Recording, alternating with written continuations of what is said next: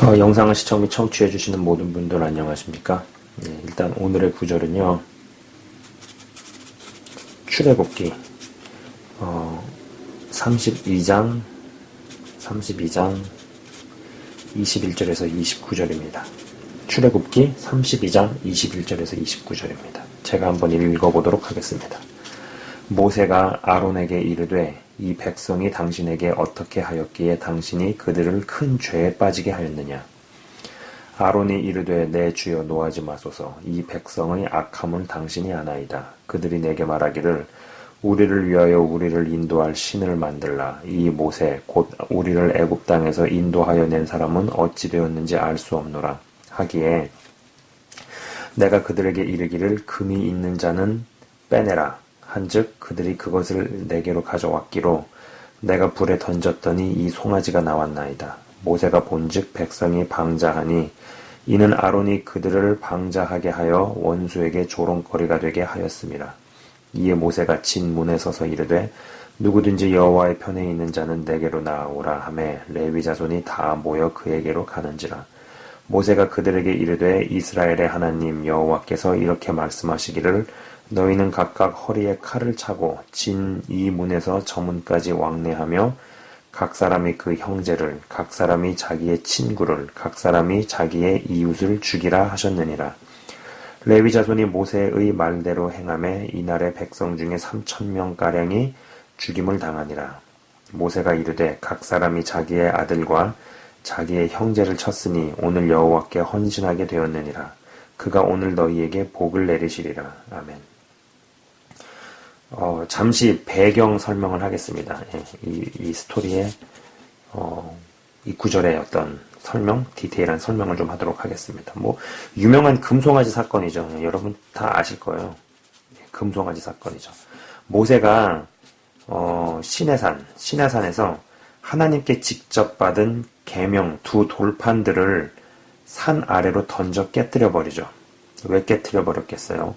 산에서 내려오다가 이스라엘 백성들이 금송아지 근처에서 춤추는 것을 보고 너무나 화가 났기 때문입니다.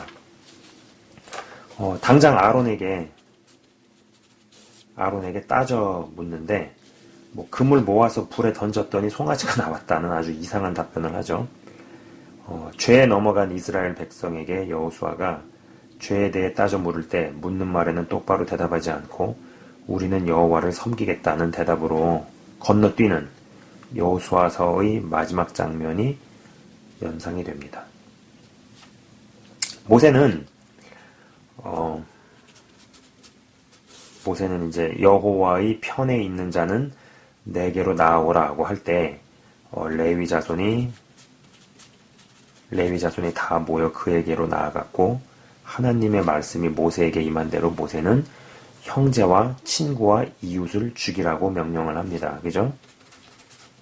형제와 친구와 이웃을 죽이랍니다. 그리고 이제 레위 자손이 그대로 실행을 하죠.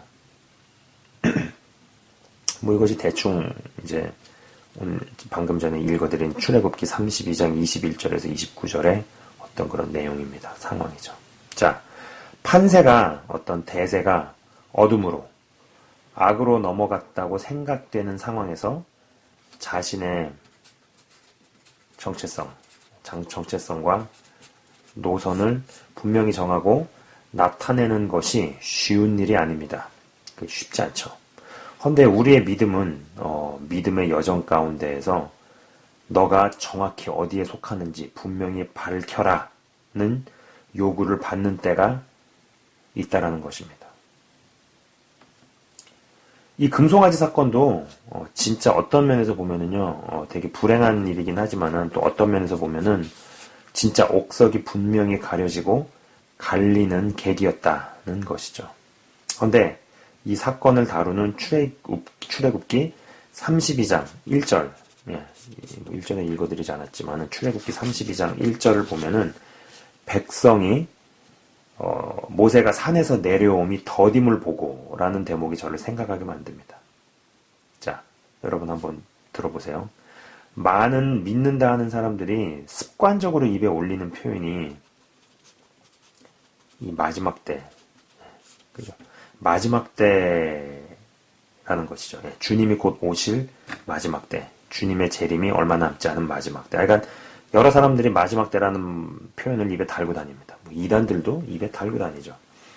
이 마지막 때라는 이 표현이라는 것인데, 예, 습관적으로 입에 올리는 표현이 주님의 재림이 생각보다 더딘 것처럼 느껴지고 또 정작 재림이 늦어지는 것처럼 여겨지는 때에 믿는다 하는 사람들 내에서도 금송아지 사건과 같은 어떠한 계기들로 인해 진짜 여호와의 편에 서는 이들이 누구인지 드러난다는 것입니다.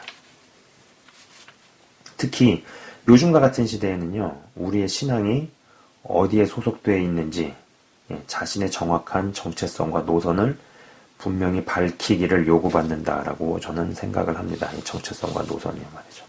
저 개인적으로는 믿음을 지키려면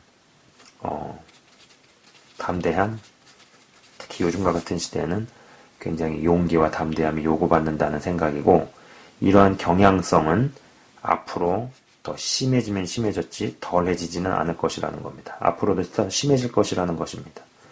여호와의 편에 선 레위 족속들이라 하더라도, 그죠? 이 레위 자손, 레위 족속들이라 하더라도 형제를, 친구를, 이웃을 죽이는 일은 쉽지 않았을 겁니다. 신앙의 노선을 분명히 밝혔다가 뭐 교회의 성도가 줄게 되거나 아니면 친구 관계가 다 끊겨버리거나 뭐 가족 구성원과 싸우게 되거나 혹은 조직 내에서 왕따가 되는 일은 분명 쉬운 일이 아니죠. 네. 그때도 쉽지 않았고 지금도 쉬운 일이 아니라는 겁니다. 근데 중요한 것은 영적인 여정에서 누구도 예외 없이 자신의 정체성과 노선을 분명히 정해야 하는 때가 그리고 정체성과 노선을 분명히 했다가 경험하게 되어야 할 일들을 몸으로 치러야 하는 때는 누구에게나 어떤 시점에 반드시 찾아온다는 것이죠. 그죠? 여러분 보시지 않나요?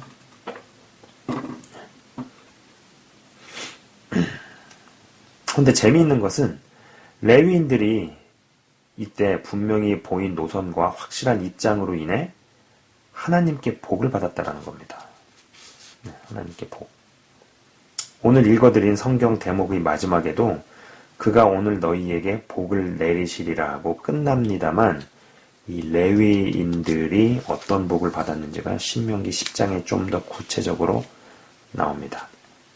자, 신명기 10장. 제가 신명기 10장 1절과 8절, 1절에서부터 8절까지가 아니고 1절과 8절을 따로 읽어드리겠습니다. 우선 1절 한번 잘 들어보시기 바랍니다.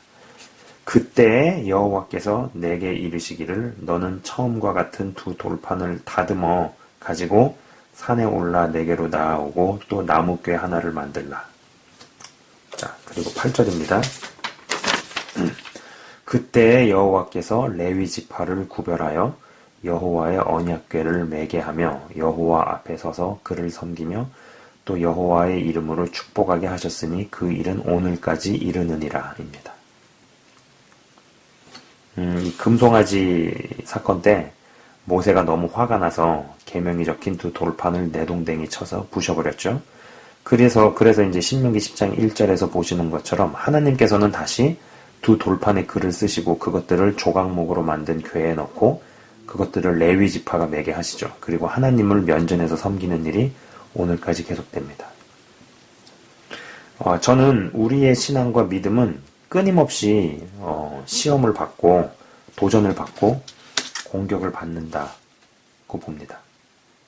주를 믿는다 하는 사람들 누구도 하나 예외 없이 그러한 일들을 겪는데 그러한 때에 분명한 정체성을 확립하고 어느 편에 설 것인지를 분명히 하고 노선을 확실히 함으로써 그때 당시에는 죽어가는 것 같고 어려움들에 처하는 것 같지만 그 이후에 하나님의 축복된 자리로 올라가는 이들이 있다는 것이죠.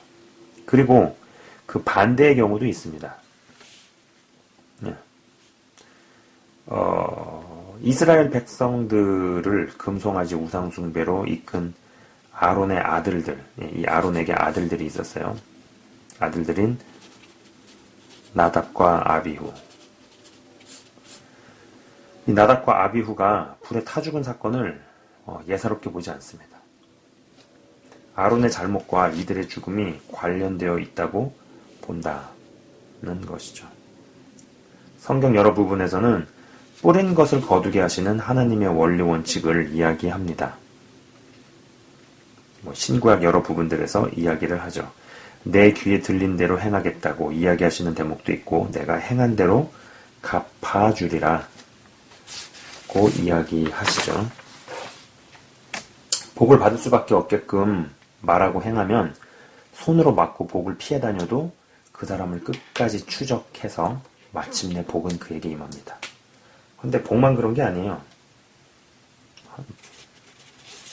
심판.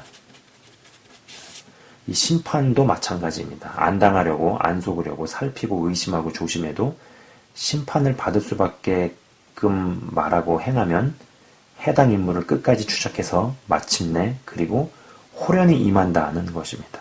이 뭐든지 이게 쌓였다가 터지는 거는요, 굉장한 파괴력이 있습니다.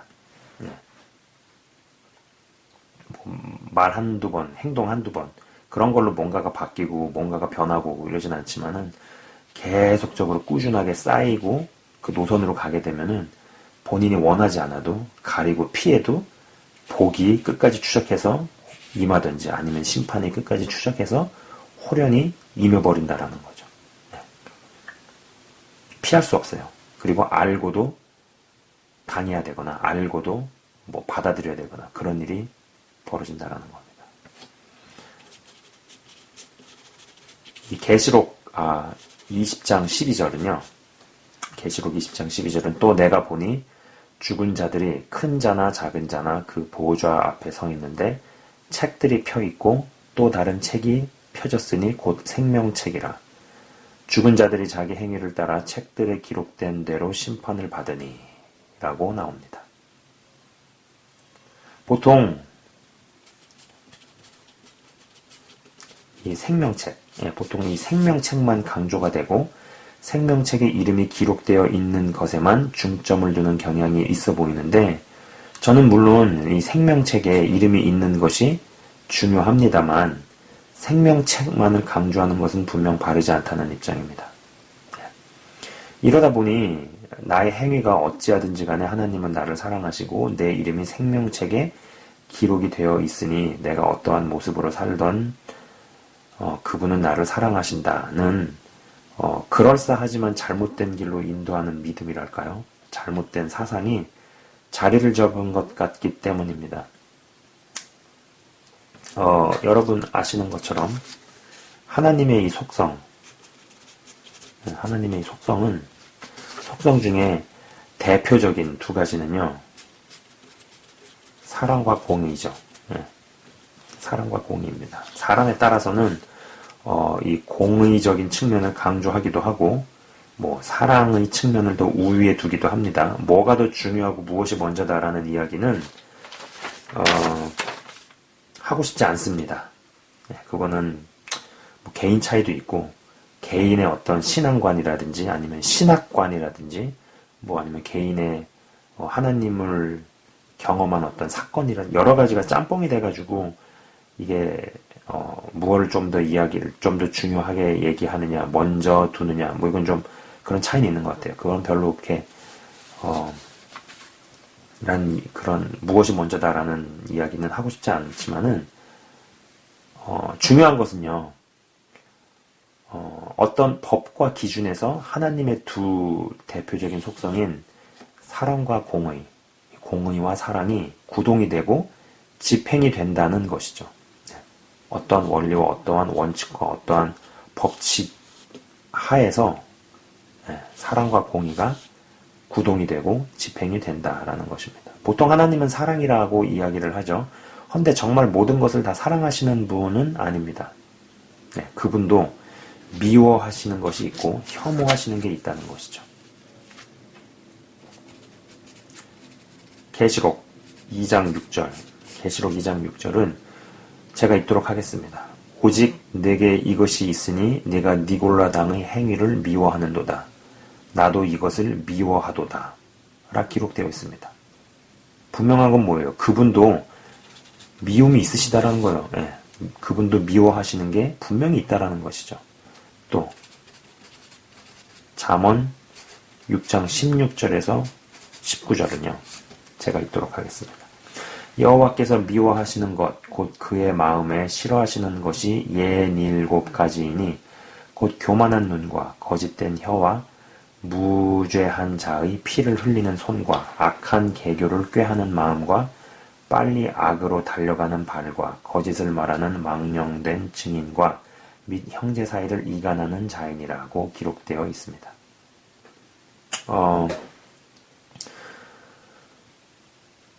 여러분, 하나님께서도 무턱대고 무작정 다 용납하시고 사랑하시는 분이 아닙니다. 예, 그분도요, 싫어하시는 게 있고요, 미워하시는 게 있고, 혐오하시는 게 있다라는 겁니다.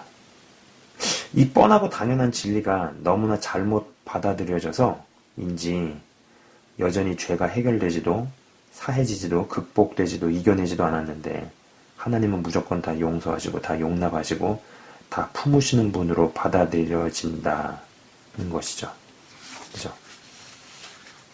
물론 사랑하시기 때문에 인내하시고 안타깝게 바라보시면서 기다리시고 오래 참으시는 부분이 있습니다. 뭐 그러한 성품적인 그런 부분들 그러나 오래 참으시지만 끝까지 참지는 않으신다라는 것입니다. 그리고 분명히 이 두 속성, 사랑과 공의라는 이 두 속성이 어떤 법과 원칙과 어떤 기준에서 구동이 되고 집행이 된다는 것이죠. 다음 시간에는요, 그림과 함께 이야기를 해보도록 하겠습니다. 이제 잠깐 기도하고 마치도록 하겠습니다. 하나님 감사합니다. 성경에서는 분명히 하나님의 속성에 대해서 대표적인 두 가지 속성, 사랑과 공의, 공의와 사랑을 이야기합니다.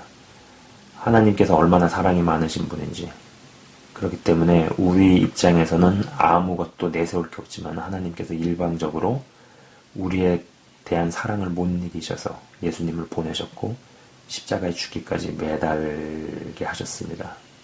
이 놀라운 사랑. 그러나 요즘 같은 때에는 하나님의 사랑에 대해서 굉장히 잘못 생각하고 오해하게끔 그리고 잘못 받아들여지게끔 하는 그런 분위기들이 굉장히 팽배한 것을 봅니다.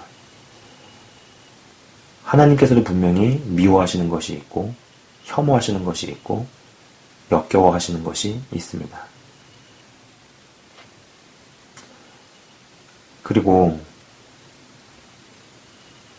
하나님께서 분명히 우리로 하여금 행한 대로 받게 하시고 심은 것을 거두게 하시고 뿌린 것을 수확하게 하시는 부분이 있습니다. 지금 이러한 부분에서 영상을 시청 및 청취하시는 모든 분들이 하나님의 두 대표적인 속성, 사랑과 공의가 균형 있게 잘 바로 잡힐 수 있기를 소망을 합니다.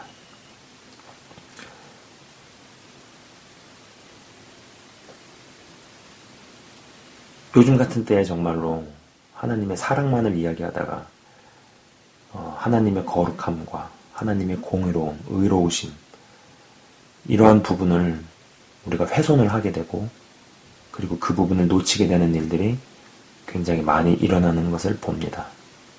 주님, 이러한 부분에서 확실하게 정립이 되고 자리가 잡힐 수 있게 하여 주옵소서. 감사합니다, 주님. 영상을 시청 및 청취하시는 모든 분들이 장성한 분량까지 자라날 수 있도록, 그리고 요즘과 같이 혼란과 어떤 미혹이 가득한 상황 가운데서 분명하게 정체성과 노선을 확실히 정하고, 그리고 그걸 정함으로써 말미암아 생길 수 있는 불편함들, 레위 자손들이 하나님 편에 서음으로써 그들이 해야 했었던 일들은 그들의 형제와 친구와 이웃을 칼로 죽여야 하는 일이었습니다. 이 아론의 금송아지 사건이 어떤 면에서는 굉장히 비극이지만 슬픈 일이지만 한편으로는 정말로 예수님을 믿고 하나님을 따르는 백성들이 드러나는, 구별이 되는, 옥석이 가려지는 사건이었다라는 것입니다. 그리고 역사는 또한 계속적으로 반복이 되는 것을 봅니다. 한 분 한 분이 믿음을 지키고 그리고 담대함이 갖추어지는 그런 분들 다 될 수 있도록 역사하여 주옵소서. 주님 감사합니다. 한 분 한 분을 주의 이름으로 축복하며 기도합니다. 예수 그리스도 이름으로 기도드리옵나이다. 아멘. 네, 지금까지 시청 및 청취해 주셔서 대단히 감사합니다.